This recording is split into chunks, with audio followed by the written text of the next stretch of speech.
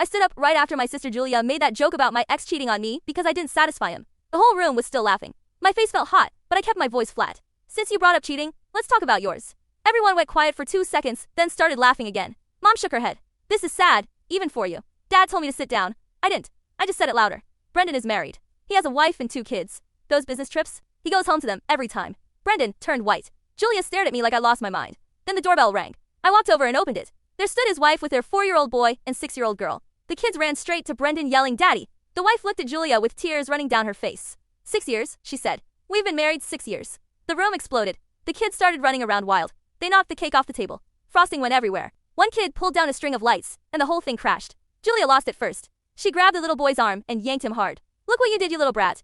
The boy screamed. The wife jumped on Julia, and they hit the floor. They rolled around, pulling hair and screaming. My dad grabbed the boy by his shirt collar and shoved him against the wall to hold him down. Mom caught the little girl and pinned her arms behind her back. 2 small kids held down by my own parents while my sister fought their mom on the floor. Brandon stood there frozen saying, "I'm sorry," over and over. The wife was crying the whole time. I noticed my uncle's coffee cup was still on the side table, and it had a big chip on the rim even though nobody touched it. Weird what sticks in your head. This all started because I turned 26 last month. In my family, everyone gets married by 24. Mom at 22, auntie at 20, grandma at 18, even great-grandma of 14. They all acted like I was broken.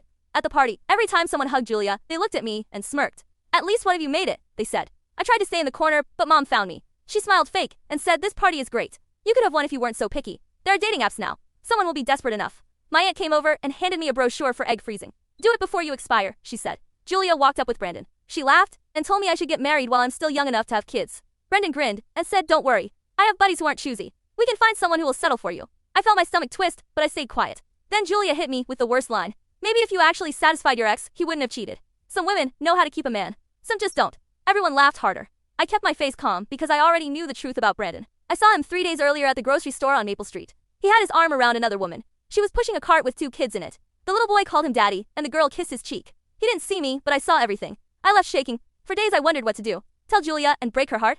Tell the wife? Or stay quiet? After tonight's jokes, I made my choice. When the fighting started, I just watched. My parents holding down those kids while my sister brawled with their mom. It was a total mess. The cake was smashed. Chairs tipped over. Someone's phone was ringing on the floor, but nobody answered. After a while, the wife got up. She took the kids and walked out. Brendan ran after them. My relatives left fast, looking embarrassed. My parents and Julia sat on the couch in shock. I grabbed my purse.